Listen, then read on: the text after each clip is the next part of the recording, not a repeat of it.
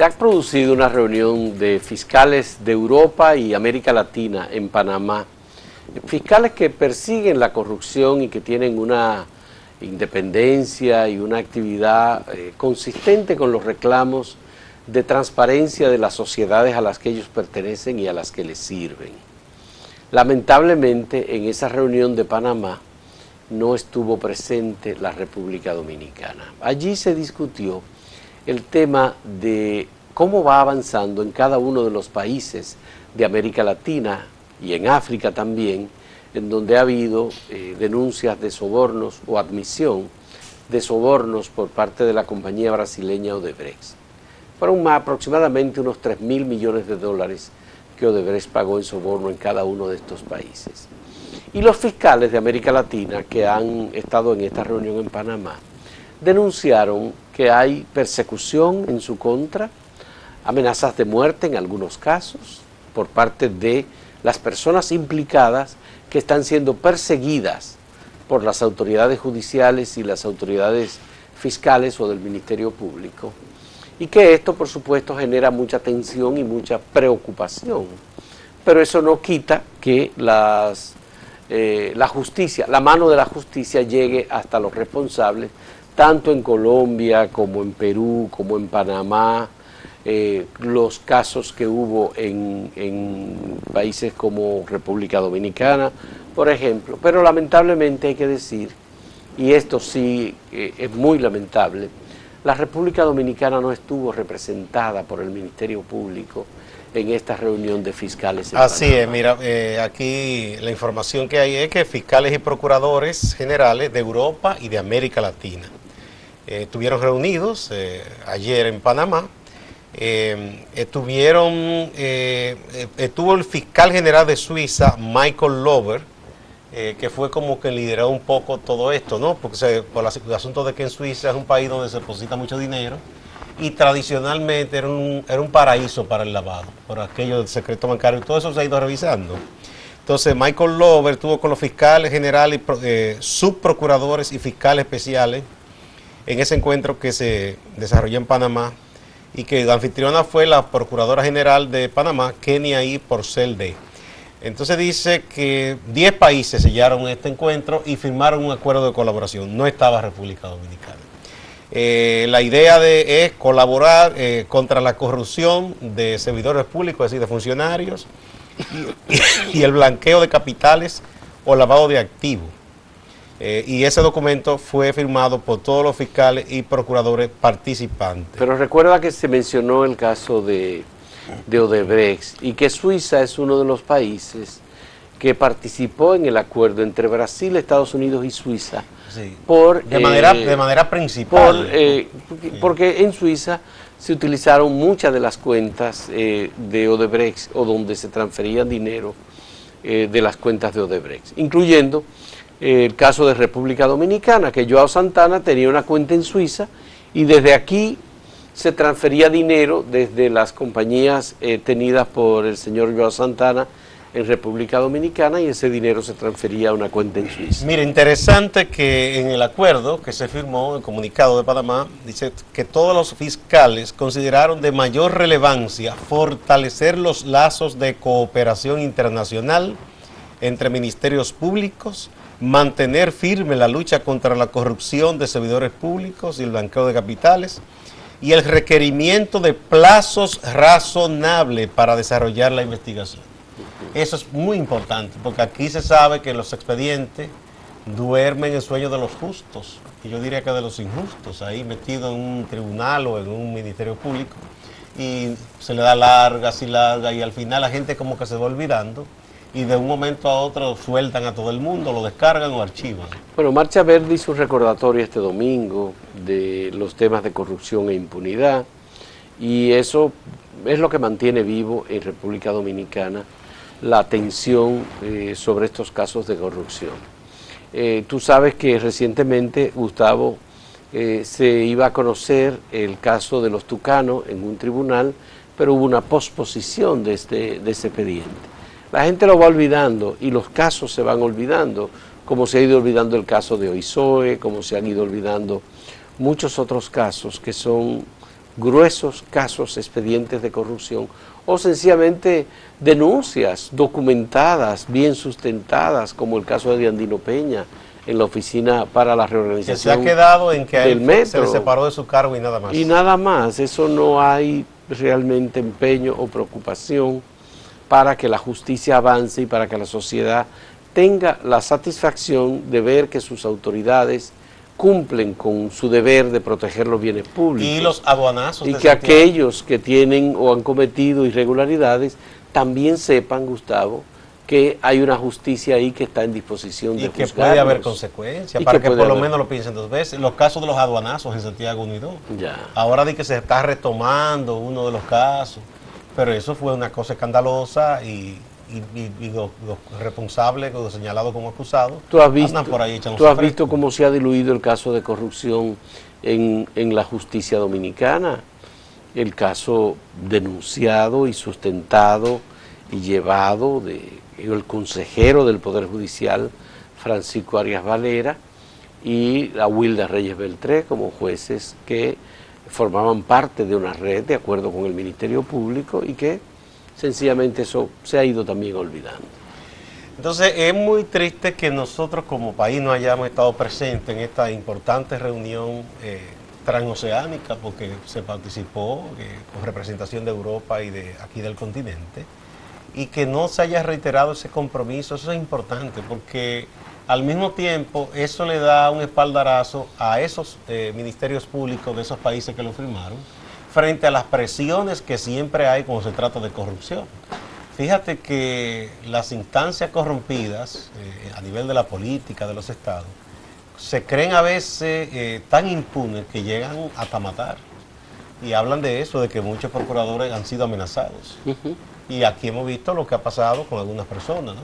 Sí. Para nadie es un secreto lo que ocurrió en Onza con Junior Ramírez, que podrán decir, bueno, que él estaba pidiendo dinero, bueno, pero si él hizo uso del chantaje o de la extorsión, como dicen, bueno, entonces bastaba, si no había ningún problema, si todo estaba transparente, con que esos funcionarios lo sometieran a él a la justicia, y eso es un delito penado en este país. Pero ¿qué sabía Junior? ¿Cuán escandalosa era la cosa en la Onza que optaron por matarlo? Así es. Y hay muchos otros casos, Gustavo. Yo creo que en esto uno no puede quedarse nada más que en el episódico momento de la muerte, por ejemplo, del suicidio del arquitecto David Rodríguez García, por ejemplo, que es un caso, o el asesinato de 2 locutores en una cabina de radio en San Pedro de Macorís. ¿Entiendes? Es decir, que también está el caso de Junior, y hay cuando uno revisa hacia el pasado se va a encontrar con muchísimos otros casos, incluso crímenes que nunca llegaron a ser investigados, porque hay fiscales que han participado en situaciones, o hay casos, por ejemplo, ¿tú te recuerdas el caso de la mulata, era que se llamaba, en Puerto Plata? Puerto Plata, un Entonces, hecho escandaloso donde oficiales policiales se repartieron millones de pesos. Ya, entonces son casos así que tú dices, bueno, pero cuando tú vas sumando y sumando, tú te das cuenta que... Y está fresquito el caso de el diagnóstico de cáncer y la muerte, entre comillas, de Quirinito, ¿verdad? Bueno, pues ya esa es otra naturaleza. Pero es corrupción pura y dura, ¿eh? Ahí hay mucha gente que participó en esa vagabundería. Sí. Vamos a una pausa.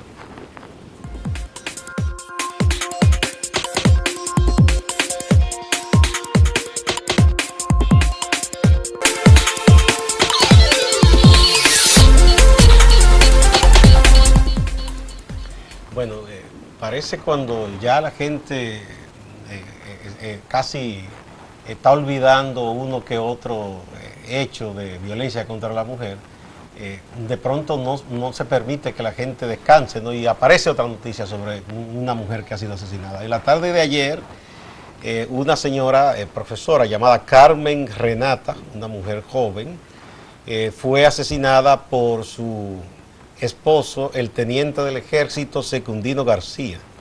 Ella es una mujer de 30 y tanto y él de 53 años. Él prestaba servicio en el Merca Santo Domingo. Ella era profesora en la zona de Pantoja. Dicen que él, por celos o por cosas, la mata y luego se suicida. Incluso de manera muy fría llamó a unos compañeros del ejército y le dijo, miren, llamen a la policía que me voy a suicidar, maté a fulano.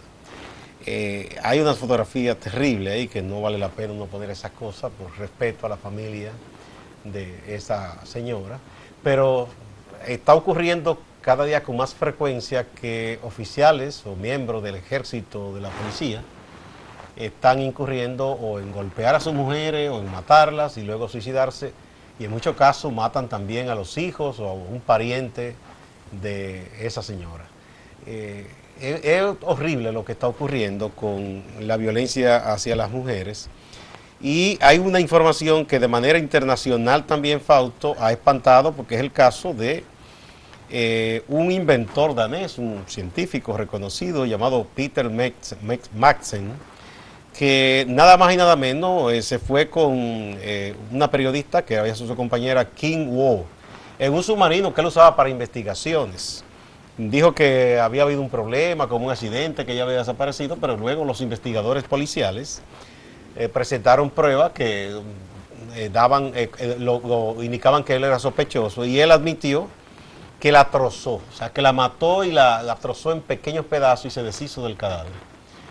Un hecho frío, despiadado. En un submarino. Exactamente. Entonces, es como para reflexionar, porque este es un hombre incluso de altos estudios, o sea, no es un ignorante, pero parece que la educación que nos falta a los hombres es la emocional, en el trato, en la relación con las mujeres, que incurrimos en este tipo de salvajismo, de pretender que una mujer tiene que estar a la fuerza con nosotros, es lo primero, porque eso es lo que pasa con un hombre, que entiende que si la mujer decide usar el derecho que tiene la mujer como cualquier ser humano a amar y a dejar de amar a un hombre, el hombre entiende que no puede ser, que es a la mala que hay que estar con él, y eso no puede ser. O sea, ahí se incurre en violencia, se incurre en este tipo de cosas.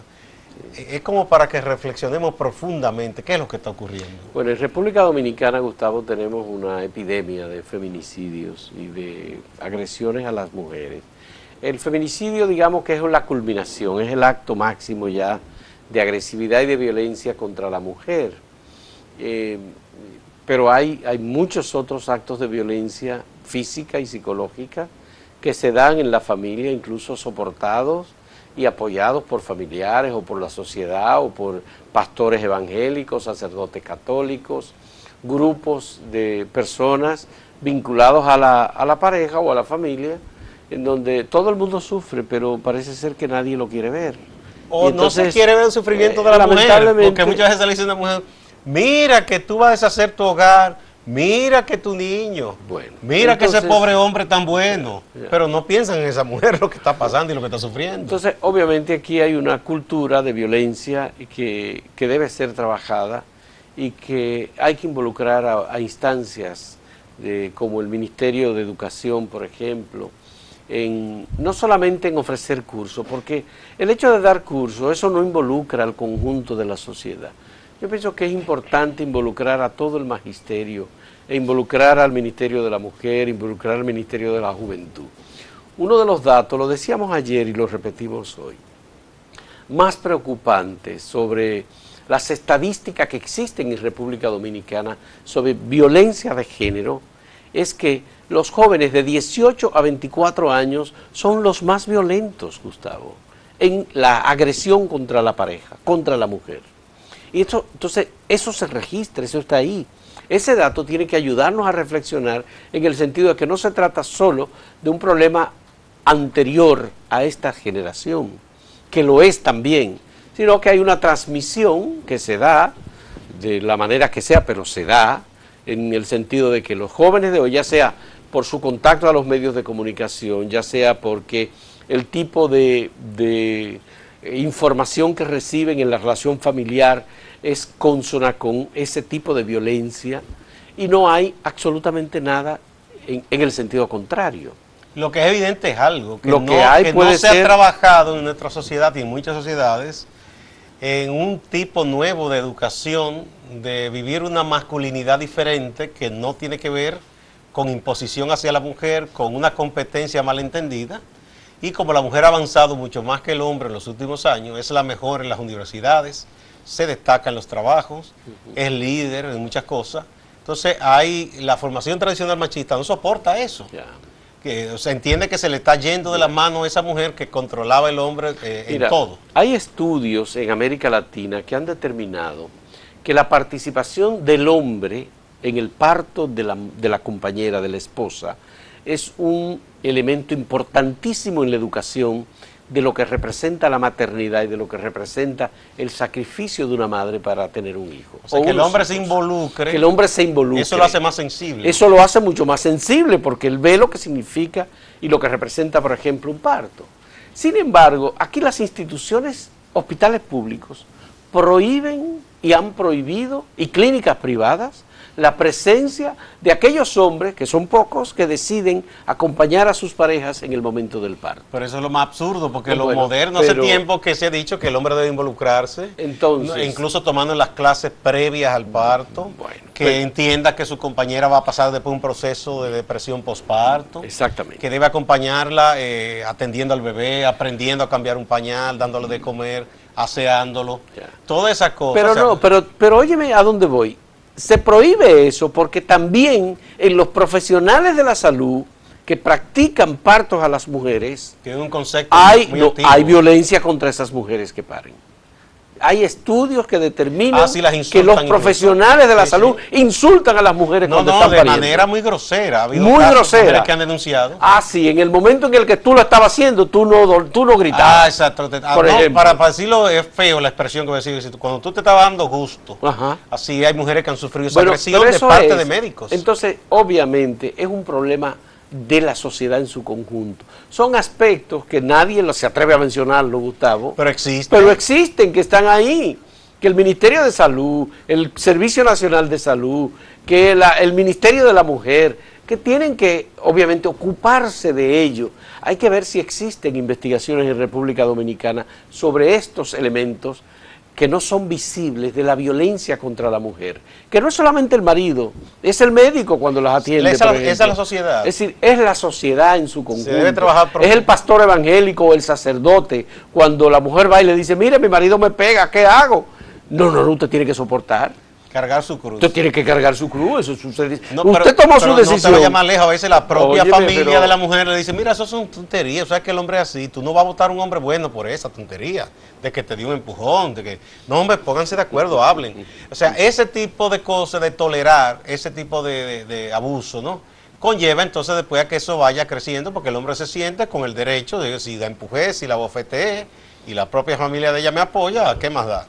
Entonces, obviamente hay que trabajar el tema de la cultura masculina o de la masculinidad en el sentido de que no se feminiza el hombre en su formación, en el sentido de que el hombre participe en el parto, en las labores domésticas, atendiendo al niño, a la niña, trabajando las tareas del hogar, las tareas escolares con el muchacho, porque esas son todas tareas que corresponden el hombre debe involucrarse, a la mujer. Pero además reeducar al hombre en el sentido también que el hombre se le quiere formar como con una dureza de piel y de corazón, sí, que el hombre no puede sentir afecto ni sentimientos. Pero eso es un problema de los aparatos militares y policiales. Y fuera de ahí también. Ministerio de Defensa y Policía Nacional forman el autoritarismo. Aquí no hay democracia. El macho. Exactamente, el que dirige y además el que obedece. Entonces, el guardia que va en el aparato militar y que está dedicado a obedecer, sabe que en su casa su mujer le obedece a él. Y tiene que obedecerle en la misma dirección en que él le obedece a sus superiores. No le enseña a que se imponga, usted es el macho, usted no puede ser, definitivamente. No, tenemos una sociedad que está enseñando a matar a las mujeres. Y lo triste de todo esto es que el Ministerio de la Mujer anda por ahí pidiendo con unos bonos porque ni siquiera dinero le asigna. Entonces que no me vengan con discursito el 25 de noviembre y gente participando, funcionarios y diciendo, porque si no se hacen las cosas en la práctica, todo es una pantalla y es un teatro. Bueno, hacemos una pausa.